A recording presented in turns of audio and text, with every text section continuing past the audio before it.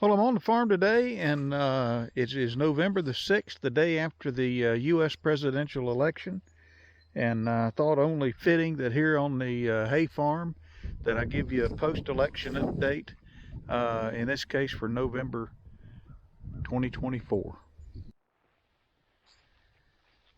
So I'm kind of interrupting some of my other hay making videos.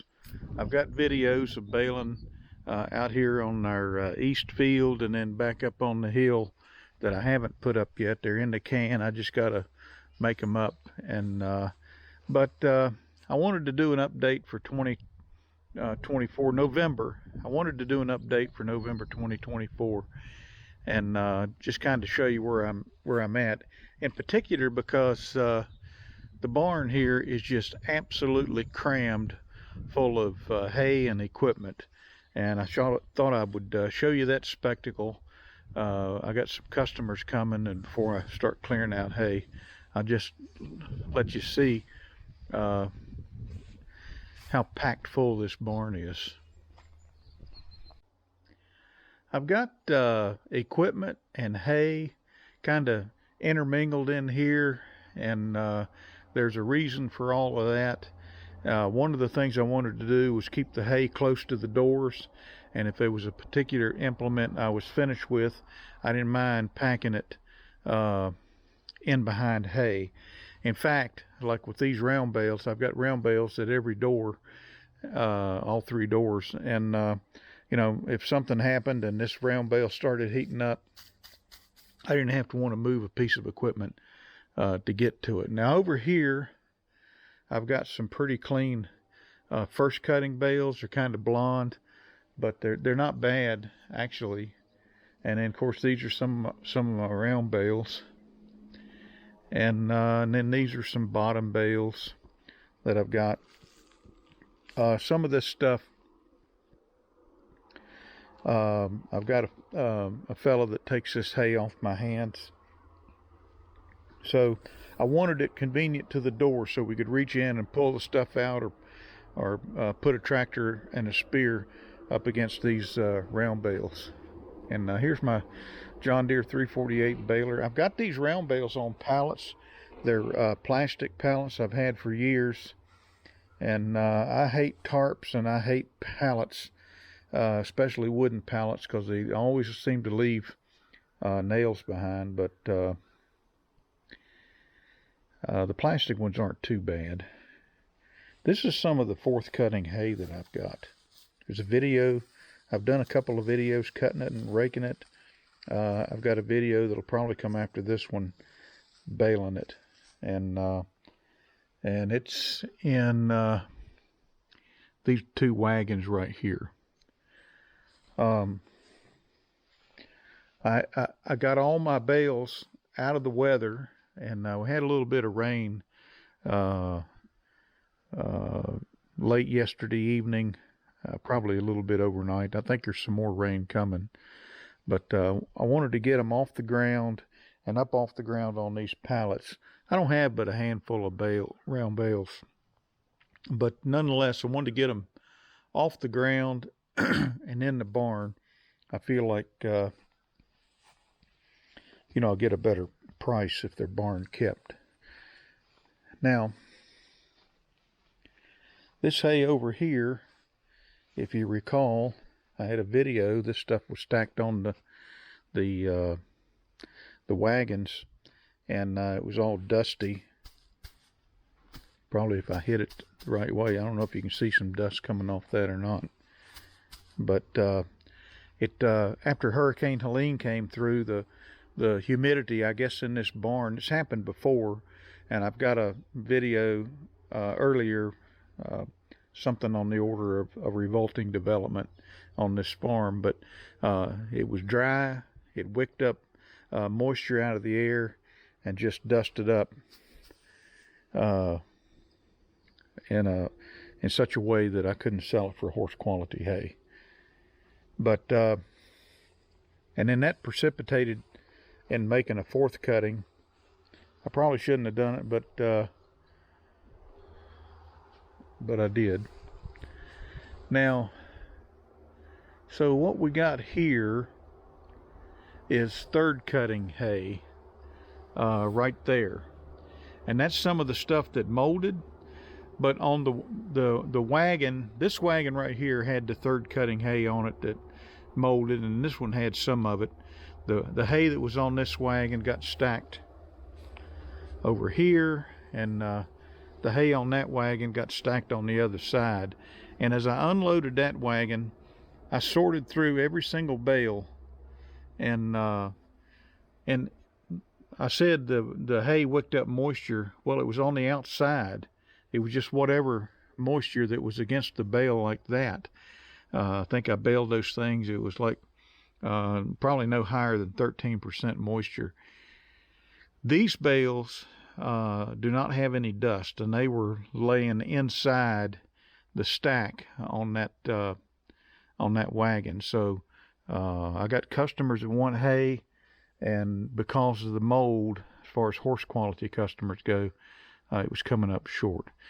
This hay right here is hay that's off of the high ground. It's second cutting, and it's not bad hay at all. It's got a little dried up stem from the purple top that was in there, and but it made some pretty good bales. This will sell for horse quality hay. And then over here is the fourth cutting hay that I did. This stuff is just really, really nice, and it's not dusty. You know, it's, if there's any dust on here, it's mechanical dust. And so I've got those bales have fallen over, but basically I've got it stacked going all the way back here and here, just like that wagon right there.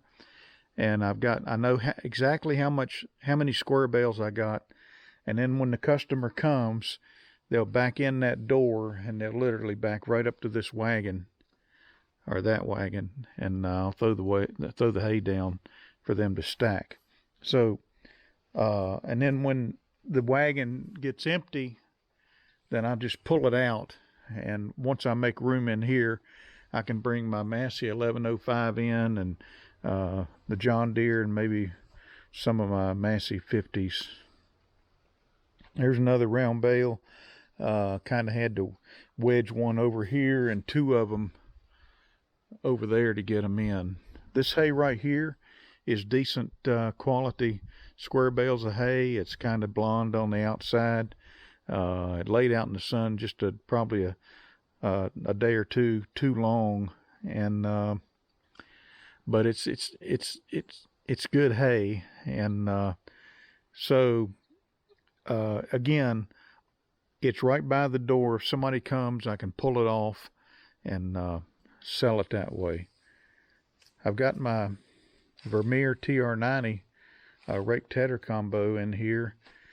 This is the moldy hay, the third cutting moldy hay that came off of this wagon, and I had sorted through that in order to get some of the bales stacked up over there that were not moldy. But you know, a lot of horse people will take a hay like that and they'll soak it and feed it to their horses. It's not like it's caramelized mold, that kind of thing. And then you know, one of this Vermeer TR90 is a Lely 300 Combi, and of course Agco bought Lely, and there is no more Lely hay and forage equipment under the Lely name anymore. I think there's still some Lely pieces out there being built under Agco and Fendt, which is Agco. Some of their round balers that were, I think it's pronounced Welger, but I'm not real sure. And the Massey Ferguson, and then I think some of their rakes and tedders with the hook tines. That's a Lely thing, are under the Fendt name now. But this configuration right here of the rake tedder combo is just no longer made. And then in overseas, Lely had a 4 basket that would whoop up 2 windrows at the same time. I would have really liked to have one of those, because you get a tedder and with the cages, a hay rake. But I said all that to say this: it's a very clever machine the way it's made, and with the adjustable tines where you can set their positions to rake and tedder. And these baskets, I take them off when I'm tedding hay. I don't leave them folded up like that, but you can fold them up and you can go to the field with them like that, and then just fold them right back down. But I do like to store them on the tedder rake, and they just fold up and they lock down right here, and it's just a real clever design. I can step through here, and little things like they got a little steel rod here just to lay your PTO shaft on and out of the way. So I got my Krone 2801 CV impeller tine conditioner in here. I wanted to get all this stuff out of the rain, and I wanted to get it out of the rain. The John Deere 335. I'll be doing some servicing on this thing when the hay's gone on that side where I can open the door, and I need to clean it up and blow it off. And there's a whole lot of maintenance I need to do. We've been going probably a good month without rain, and I'd say we're in a drought condition again. Since Hurricane Helene, I don't remember exactly, it's probably been more than a month now, but that's how long it's been really since we've had rain.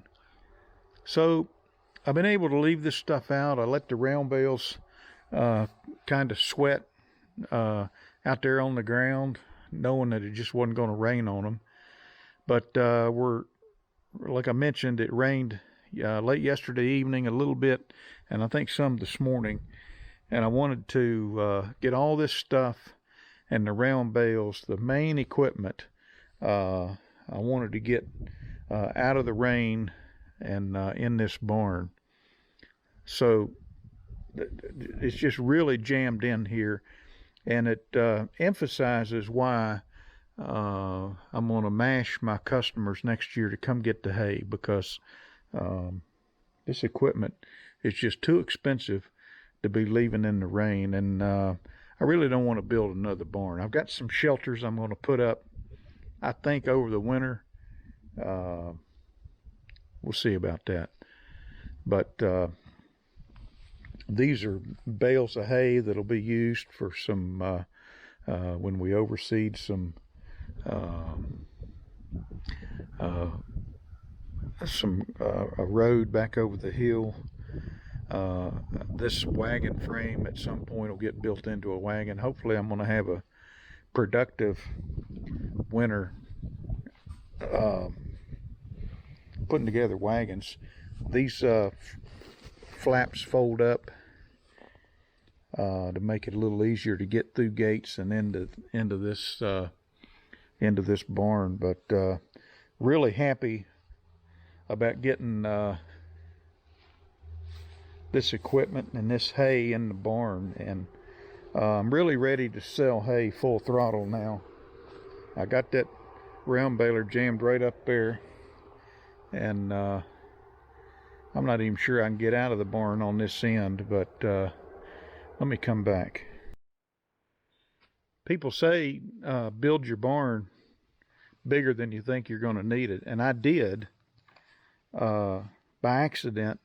And the original plan was for the end wall of this barn to be 16 feet shorter, and it would come all the way across, and there would be no door on this end, and that you could bring the wagons in and then take them out like that, and then unload hay into here. Well, or even park the wagons in here with hay on them. And this is before we had a kicker.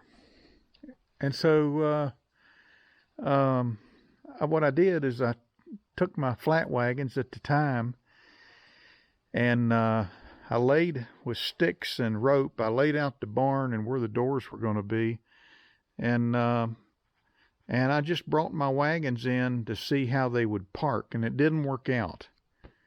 And so there was going to be 2 more posts right here. 2 more posts, one here and one right there. Let's see, 3 more posts, I think. Let's see, 1, 2, 3. Yeah, it was going to be 3 more posts, I believe. And so what I wound up doing was taking the posts and putting them right there and there. It might have been 4. I don't remember. I can't do the math and make videos at the same time. But trust me, this barn is 16 feet longer, and that was accomplished by getting rid of a wall here and having a door right there. So when I say people tell you to make your barn bigger than you think you'll need it, that's exactly what happened, kind of by accident. So an additional 16 feet and another doorway was put on this barn. But it's not enough. If you're going to, we really need another barn to store our equipment. But I've got a carport and I've got a dome shelter that I want to get a roof on. I used to use tarps on it. I'm hoping that over the winter I can erect all of that stuff, hopefully around this barn somewhere. And in particular, I'd like to put the round bales in that dome shelter and the carport, and just get them out of here, and then dedicate this to square bales as much as we can. This barn's purpose is to hold hay and the hay equipment that supports that effort. So, but I'd really like to get the round bales out of here and put them in another shelter, hopefully around this barn somewhere. So that might be a winter activity. One thing in my retirement I'm not doing is, I've said to myself, I'm not making promises, but I do have goals. And one of the goals is to get a couple more shelters up that I can either park something in out of the rain, or I can put some round bales in. And so that's I kind of wanted to show you this barn. I don't think I've ever had it so packed tight, except when we had this barn full of hay from one end to the other, which we've done. And probably went up as high as that kicker rack right there. We didn't go all the way to the ceiling. But there have been a few times where this barn has been in our glory days where it's been just completely full. And that was back when we were making Timothy and just completely hammering it with fertilizer and nitrogen. And I had my kids were helping me. And those are some pretty good times here on this farm. But I'm kind of down to an army of one. But that's okay. I've got 7-day availability on this farm now with the day job out of the way. So I'll just kind of leave it there. And again, kind of a post-election hay update here on the farm, the hay farm. And got a lot more stuff going on. And I'll get my remaining haying videos for 2024 up over the next week or so. And then we'll move into other things, kind of lining ourselves up for 2025, and just a lot going on, keeping me busy here on this farm. So hope you enjoyed the video. Hit the like button, subscribe, and we'll talk to you later.